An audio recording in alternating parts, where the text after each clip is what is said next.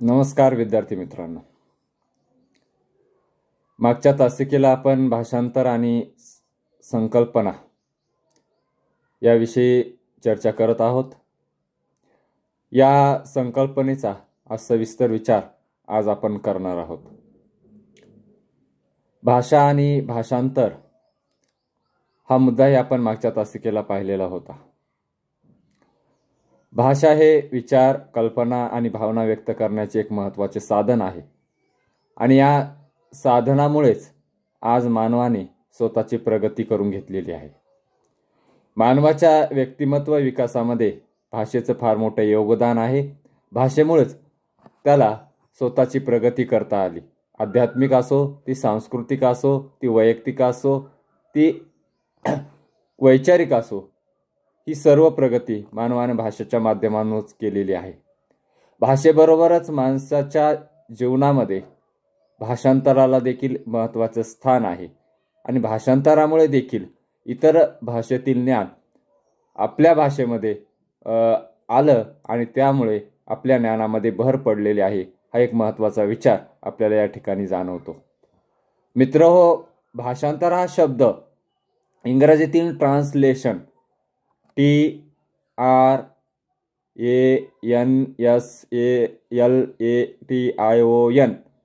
या ट्रान्सलेशन शब्दाचा मराठी अर्थ भाषांतर हा आपण मराठी साहित्यामध्ये वापरतो.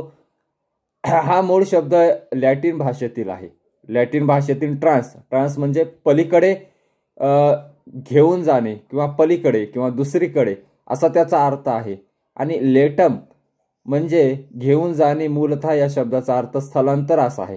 म्हणजे ट्रान्सलेटम या दोन शब्दाचा अपभ्रंश होऊन किंवा एकत्रीकरणातून ट्रान्सलेशन हा शब्द इंग्रजी भाषेमध्ये तयार झाला आणि या इंग्रजी भाषेतील ट्रान्सलेशन शब्दापासून मराठीमध्ये भाषांतर हा शब्द आपल्याकडे वापरण्यात येतो.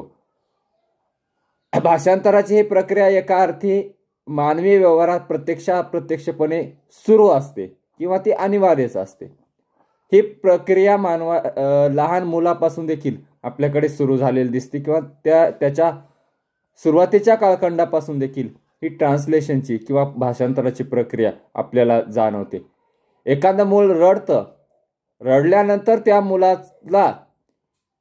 त्या मुलाचा रडण्याचा मतिता अर्थ किंवा त्या रडण्यापाठीमागचं जर खरं कारण आईला समजलं तर आई तशा पद्धतीचा प्रतिसाद देत असते. हा एक महत्त्वाचा भाग या भाषांतराच्या किंवा प्रकटीकरणाच्या यामध्ये आपल्याला दिसून येतो आणि म्हणून हा भाग ज्या पद्धतीने आई प्रतिसाद देते त्याच पद्धतीने भाषांतराची देखील प्रक्रिया त्या ठिकाणी सुरू होते. स्वतःच्या भाषा समजून घेण्याची क्षमता भिन्न भिन्न असते आणि एकमेकांना समजून घेण्यासाठी भाषांतर हे अनिवार्यच आहे. आपल्याला माहिती आहे की ही प्रक्रिया समजून घेत असताना ही प्रक्रियाच्या पाठीमागची भूमिका देखील फार महत्त्वाची आपल्याला जाणवते. मित्र, अनेक आदिवासी जमातींची मौखिक भाषा अजून लिपिबद्ध नाही, पण तिचे भाषांतर करता येणार नाही असे नाही. किंबहुना भाषांतर करता आले तरच त्या मौखिक भाषेतला अर्थ आपल्याला आशय समजू शकेल. लक्षात घ्या, आज या देशामध्ये जवळपास 2,500 बोली भाषा बोलल्या जातात आणि मग या प्रत्येक बोली भाषेला लिपी आहे अशातला काही भाग नाही. कारण बऱ्याच भाषेला लिपी नाही आहे तरी देखील त्या भाषेचा आपल्याला अर्थ समजतो आणि तो अर्थ समजल्यामुळं त्या भाषेचा आशय आपल्याला दुसऱ्या भाषेमध्ये समजून सांगता येतो. म्हणून ही जी काय प्रक्रिया आहे ही प्रक्रिया प्रत्येक बोली भाषेमध्ये आपल्याला दिसते आणि म्हणून मानवाच्या जीवनामध्ये सुद्धा ती अनिवार्य असलेली आपल्याला जाणवते. मुळात भाषा हे वाणीच आहे आणि वाणीच्या माध्यमातून आपण उच्चार करत असतो, शब्द बोलत असतो आणि यातूनच मग वाणी नसणारा सोडलं तर प्रत्येकाला या भाषा आणि भाषांतराची किंवा भाषांतराची आवश्यकता भासत असते. मित्र, लक्षात घ्या, भाषांतर ही विविध प्रकारचे असू शकते. त्याचे अनेक प्रकार आपल्याला पाहायचे आहेत. हे सगळे प्रकार वेगवेगळ्या ठिकाणी आशयाच्या अनुसार असतील, कल्पनेच्या आधारे असतील, किंवा इतर जे काही चिन्ह व्यवस्थेच्या आधारे असतील, असे प्रत्येकाचे वेगवेगळ्या अनुसार प्रकार पडलेले आपल्याला माहिती आहेत. मराठी साहित्यात भाषांतराची जी मूळ कल्पना आलेली आहे, मूळ संकल्पना आलेली आहे, ती इंग्रजी आणि संस्कृत भाषेतील आलेली आपल्याला जाणवते. संस्कृत भाषेतून तर मुळात मराठी भाषा ही संस्कृत भाषेतूनच जन्माला आली असं आपण मानत असतो. आणि म्हणून संत ज्ञानेश्वर महाराजांनी श्रीमद्भगवद्गीतेतील 700 श्लोकावर आधारित भावार्थ दीपिका म्हणजे ज्ञानेश्वरी नावाचा ग्रंथ लिहिला. आणि हेच मराठीतील पहिलं ट्रान्सलेशन संस्कृत भाषेतून मराठीत आलेलं आहे. आणि म्हणून संस्कृत आणि इंग्रजी या दोन भाषेमधून मराठीमध्ये अनुवादाची प्रक्रिया सुरू झालेली आपल्याला दिसून येते. सुरुवातीच्या इंग्रजी शिक्षण ज्यावेळेस या देशामध्ये सुरू झालं आणि इंग्रजी शिक्षण सुरू झाल्यानंतर इंग्रजी भाषा येणारा एक वर्ग, या सुशिक्षित वर्ग या समाजामध्ये निर्माण झाला. आणि याच वर्गाने सुरुवातीच्या कालखंडामध्ये इतर भाषेतील, मूळतः इंग्रजी भाषेतील अनेक पुस्तकं मराठीमध्ये ट्रान्सलेट केले आणि ते छापल्या गेले.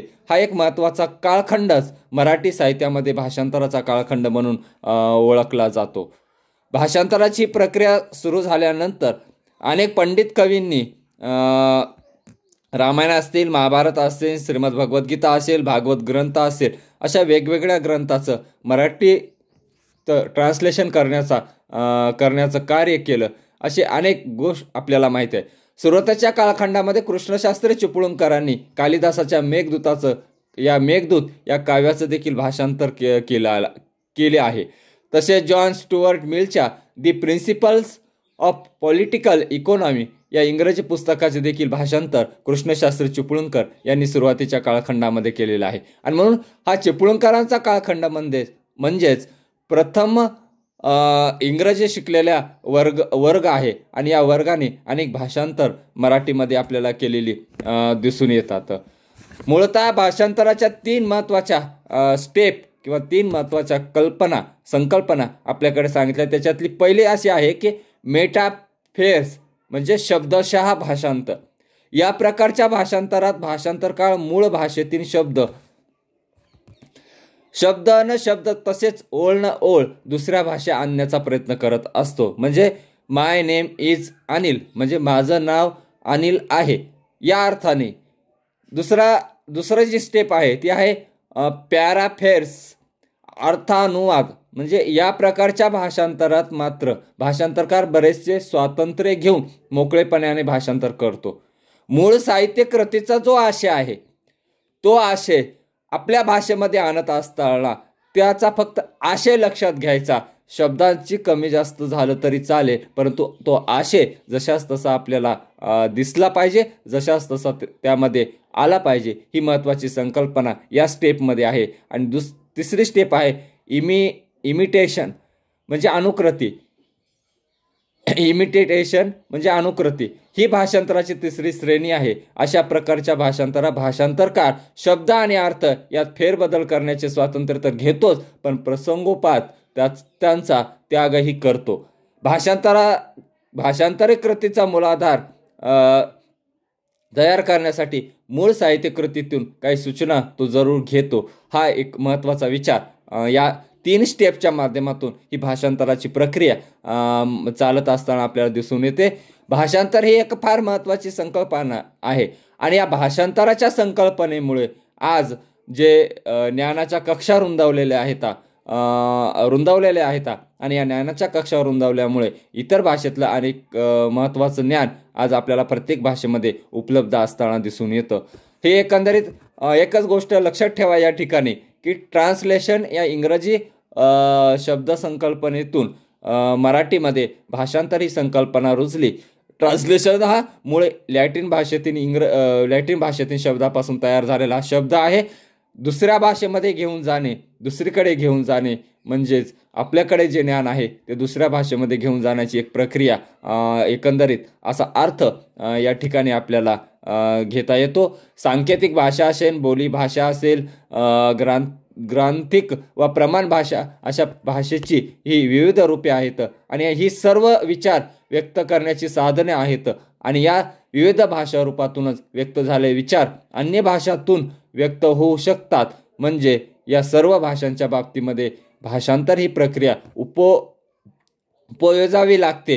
म्हणून भाषा आणि भाषांतर यांच्यातील हा अनन्य संबंध लक्षात घेऊन आपण भाषांतर ही संकल्पना लक्षात घेतली पाहिजे.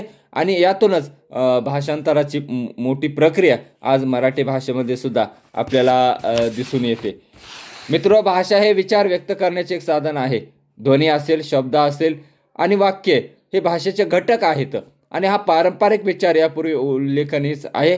आधुनिक भाषा वैज्ञानिकांनी देखील या दृष्टिकोनातून विचार केलेला आपल्याला दिसून येतो.